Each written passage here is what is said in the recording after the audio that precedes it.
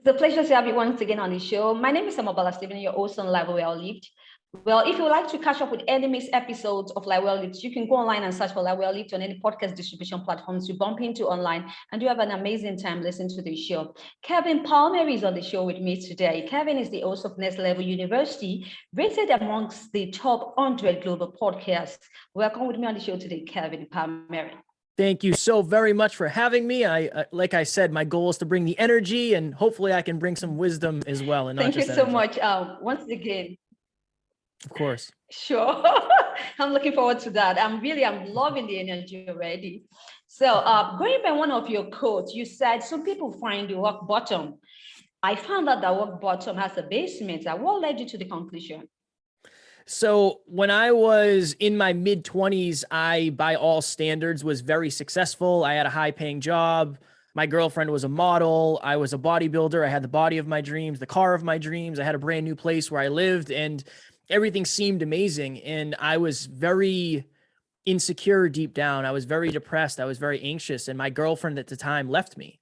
And when she left me, for the first time probably in my life, I looked in the mirror of who I really was as a man, and I didn't like what I saw. So that was my rock bottom. I'm living in this nice place all by myself. My bills have just doubled. I'm lonely. I'm struggling. I'm trying to figure out who I am as a man. And that was when I first started self-improvement. I first started personal development. I was reading books and I was listening to positive affirmations. And I used to, before I went to bed every night, I would say, I am handsome, I am talented, I am worthy, I am intelligent. And this year I will make the most money I've ever made in my entire life. And the next year started and I got a promotion at my job and I was traveling all over the place. Out of the 12 months, I was on the road for 10 months of the next year. So out of the year, I was living in hotels to hotels to hotels for 10 months. I was only home, 4 or 5 days a month. And that was very, very difficult, but I was making a lot of money, so I enjoyed it. And we got to the end of the year and I was standing at my kitchen table with my final pay stub, and my goal was to make 6 figures. And I was standing at my kitchen table because my ex-girlfriend took our kitchen chairs and I never bought new ones because I was never home, so it didn't matter. And I opened my pay stub and I made over $100,000 at the age of 26 with no college degree. And although I think I should have felt amazing, I didn't feel amazing. I realized in that moment that I was still insecure. I was still depressed. I was still hoping that all these external results would bring me internal happiness and fulfillment. And that's when I started a podcast. I started a podcast shortly after that because for most of my life, I was living unconscious. I started a podcast called Hyperconscious. And that was my initial dive into the podcast game. And as I began podcasting more and more, I enjoyed it. I enjoyed having the conversations. People were reaching out saying, hey, I really learned a lot. You helped me change the way I think. You got to keep doing this. And it got harder and harder to go to work. It got harder and harder to show up and do something that wasn't aligned with my life's purpose, which I felt. And I started calling out of work. I started showing up late. I started leaving early. My heart wasn't in it anymore. And I was in a crusty hotel room in New Jersey. It was a cold winter morning. And I was sitting on the edge of the hotel bed, lacing up my work boots. And we were supposed to go to a school to do some work that day. I was in construction. And the best way to explain it is there's 10 televisions on in my head at the same time. And every single one of those televisions is on a different channel. And it's just all of my limiting beliefs talking to me. You're stuck here. You can never leave this job. What will your friends think? What will your family think? Maybe this is as good as it gets. Do you really think you can be a successful podcaster? And in that moment, this was my rock bottom basement moment. I genuinely believe that if I took my life, I would take my problems with me. And that was the darkest hole I'd ever been in. Now, luckily, I didn't, obviously, because I'm still here. I reached out to one of my friends and now my business partner, co-host, and said, hey, I'm feeling bad. I'm feeling down. I'm feeling dark. What do I do? And he gave me some advice. And 2 or 3 months later, I left my job and I went full-time into speaking, coaching, podcasting, and consulting.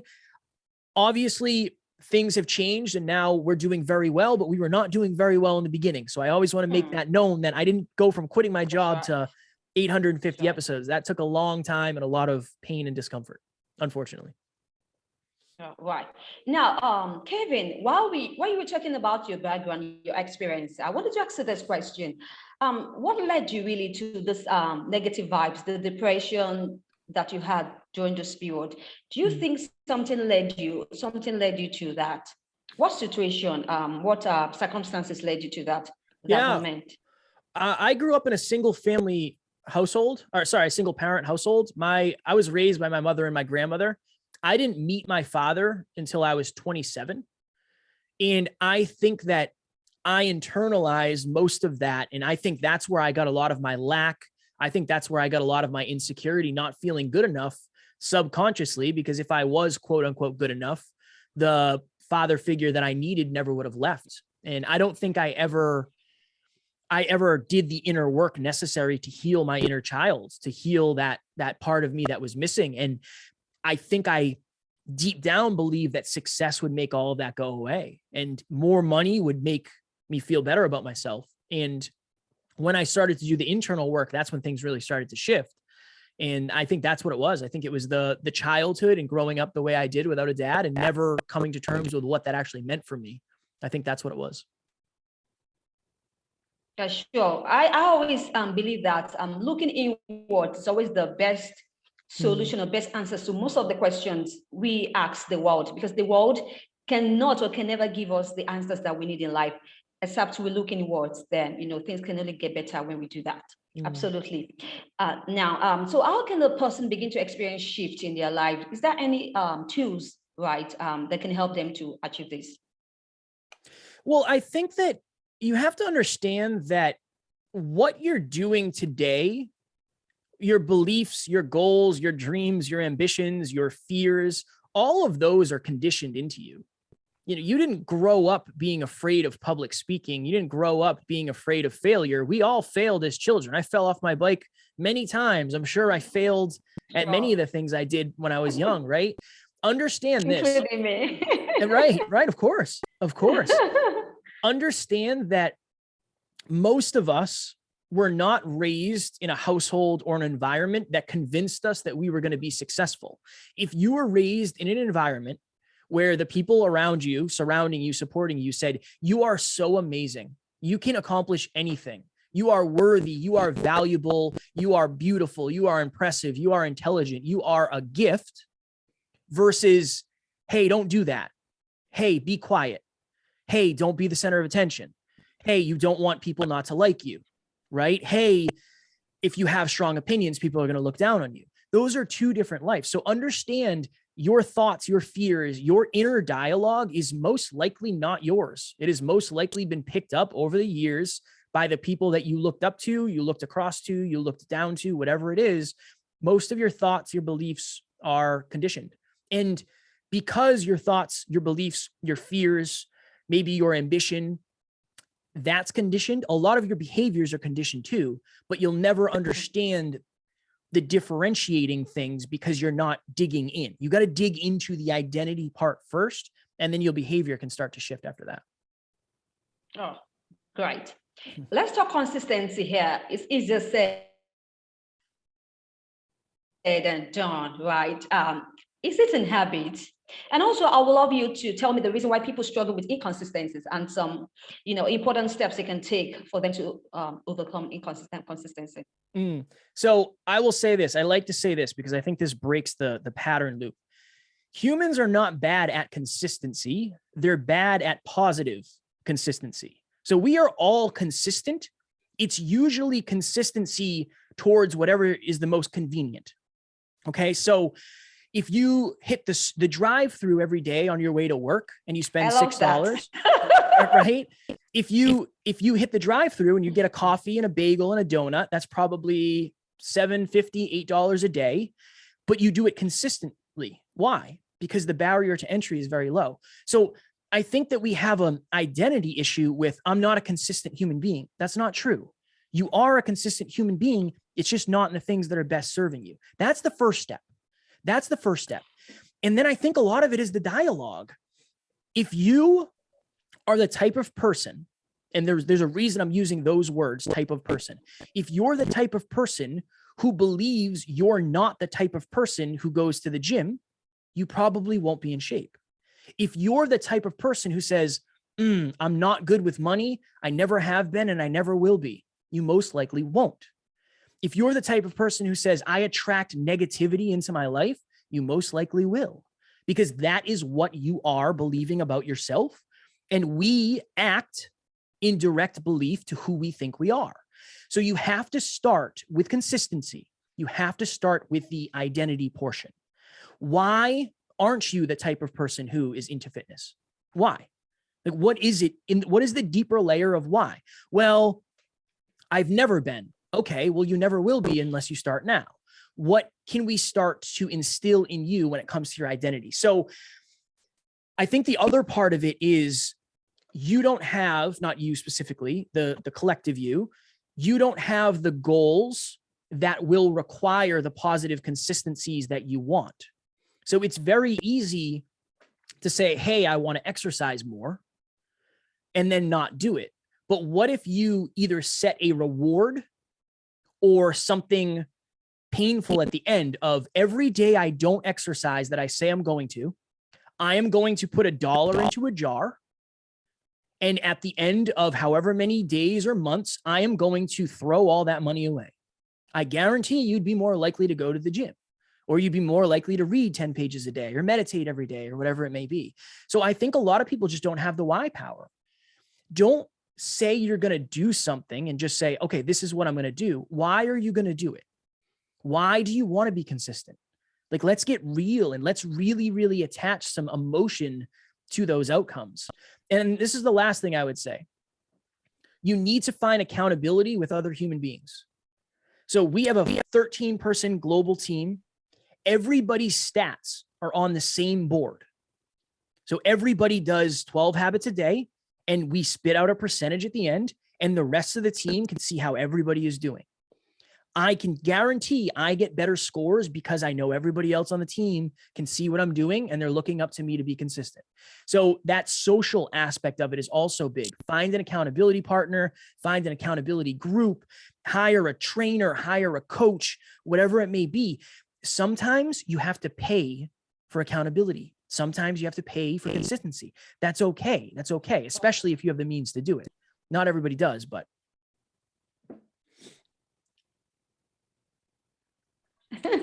Sure, absolutely. Kevin, you keep emphasizing on identity. Mm-hmm. What's the importance of understanding our identity in life? Everything that you experience through life is seen through the glass of your identity. I remember for the longest time, and this will be good. This will be a good story. For the longest time, I always said, I'm shy.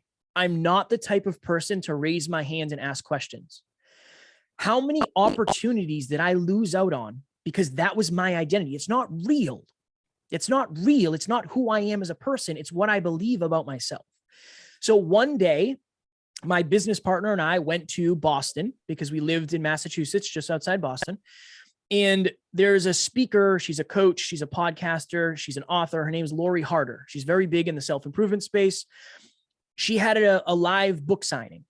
And Alan, my co-host, and I went. And I said, in that room, I said, I have to raise my hand and ask a question here. I have to. I adopted the identity of somebody who raises their hand and asks questions. Now, every time I'm in a room with somebody who I believe is ahead of me that I can learn from, I raise my hand and I ask a question. My fiance and I went to New York last year or 2 years ago, right before COVID, to see Simon Sinek speak. Simon Sinek did a tour, and we went and saw him in a ballroom in New York. I stood in line and raised my hand so I could ask him a question. I shifted my identity from the type of person who is too shy to ask to the type of person who is willing to look like an idiot just to keep that identity. So your identity is connected to the actions that you're taking. And in order to stay within your identity and who you believe you are, you'll either take or not take actions based on that. So your identity is controlling everything in your life. Right. So we want to talk about daily habits, right? Mm-hmm. I know most people, also including I, struggle with, keeping up with the daily habits. So can you show in my audience some good daily habits which can help them, to build a great life? Sure, sure. I always say this, the best system, the best diet, the best regiment is the one that's sustainable for you. So I always advise people to start small.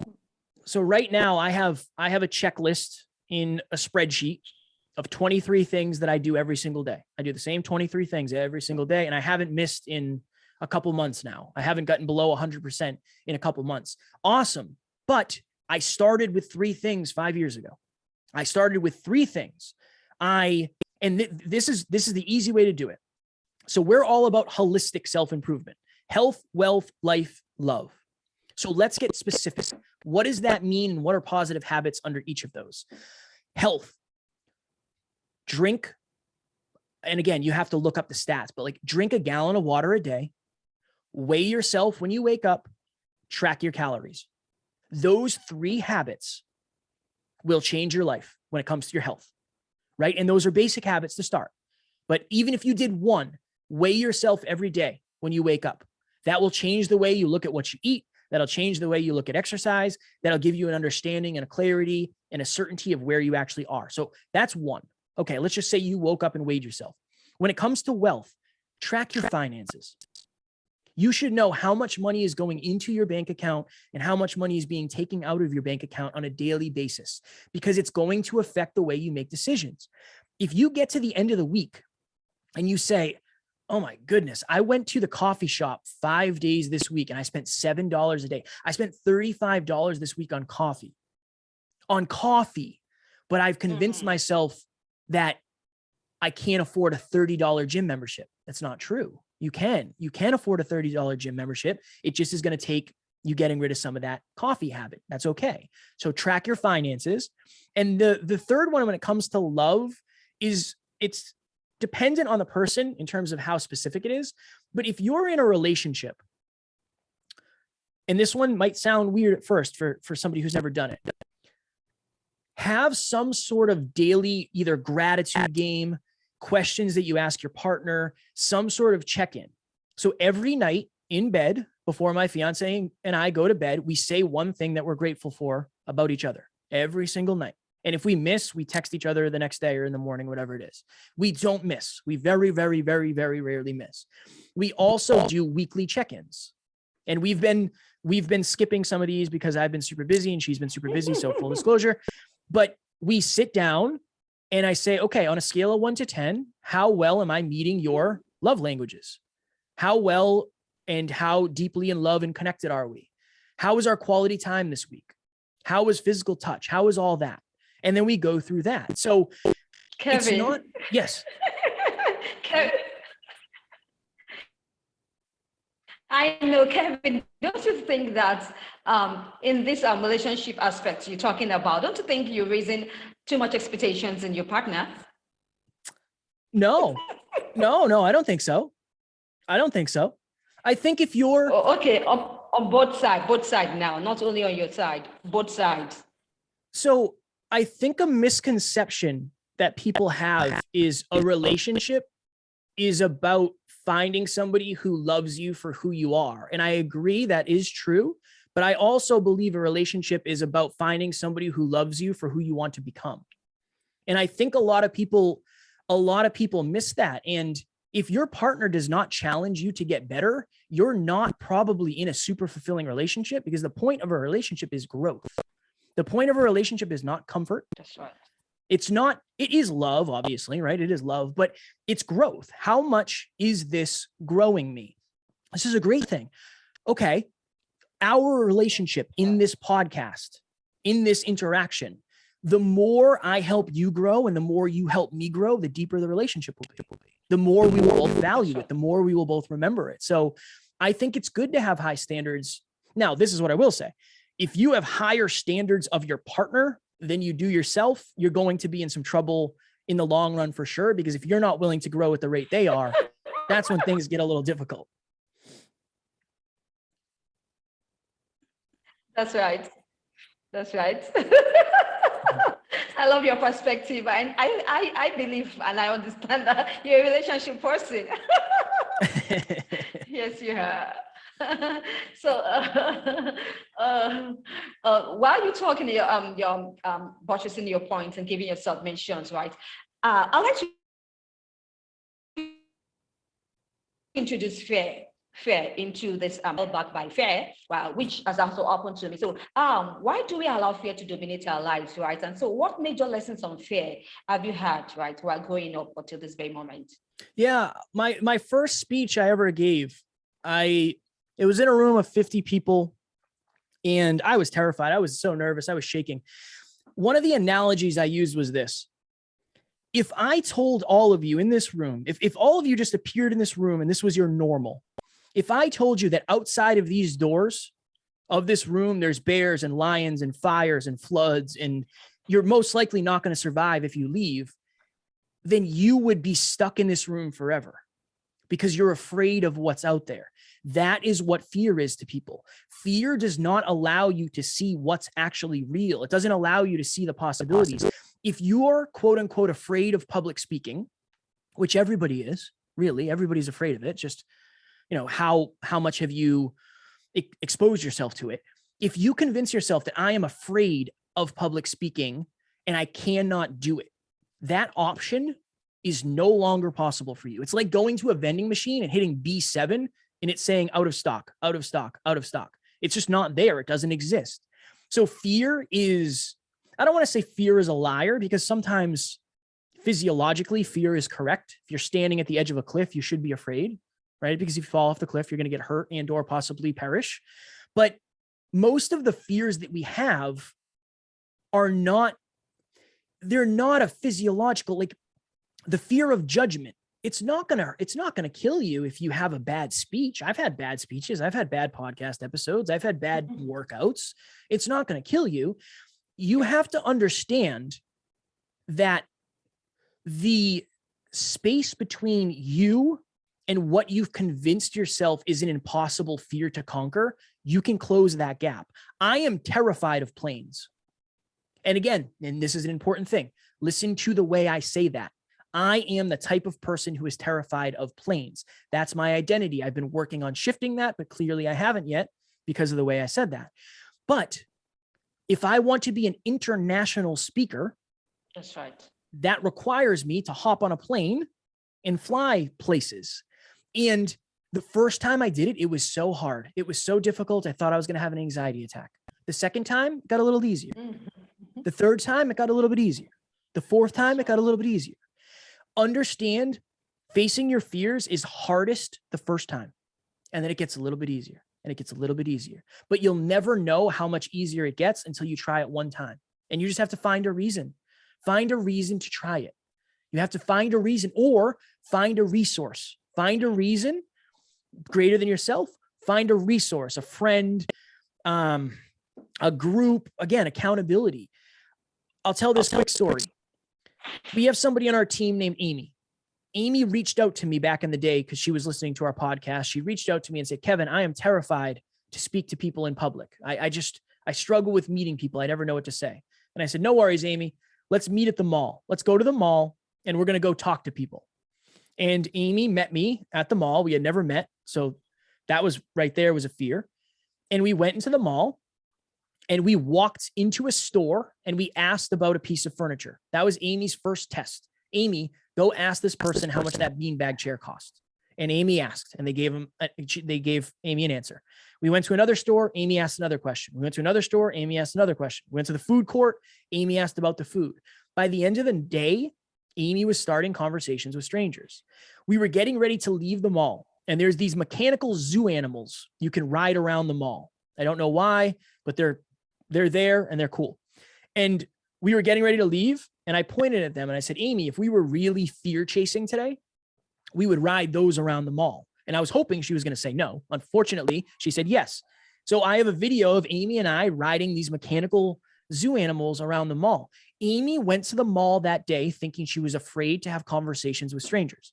She left that day having had 7 conversations with strangers and riding a mechanical zoo animal around the mall because I showed her that her fear wasn't real. And that's changed her life. Right. Thank you once again. And Kevin, Palmieri for your incredible insight on today's topic. Kevin, do you have any projects you have in the pipeline? Sure. Oh my goodness. Can you share with my audience? Yeah, we have so many things going on. We have a mobile app we're releasing to help people be more consistent. We do live events every quarter in Massachusetts. And then we also have 7 episodes a week. That's our main project, is our podcast every day in your pocket from anywhere in the world for free. That is Next Level University. Awesome. Wish you best of luck always in your project. Thank you. All right. Any parting words you'd like to share with my audience? The biggest difference between who you are and who you want to be is your habits. Make sure you are choosing your habits wisely. Great. I love that. Right. Can you provide the social media connections on your website, like to connect? Yes, absolutely. I am at Never Quit Kid on Instagram. And then you can just search Kevin Palmieri on all the other platforms. And we are at nextleveluniverse.com if you want to find our website. All right, great. We'll be on the lookout. Thank you once again, Kevin Palmieri, for your time on today's show. Really had a great time. I can only wish you the best of luck in all your future endeavors. Thank you. It was a pleasure. I appreciate it very much. All right, pleasure once again. Thank you once again for joining me on the show. Remember, if you want to catch up with any of my missed episodes, just go online and search for LiveWell from Mobile TV on any podcast distribution platforms or course promotion platforms you bump into. And you have an amazing time. Till I come your way, stay safe always with all my love. Talk to you soon.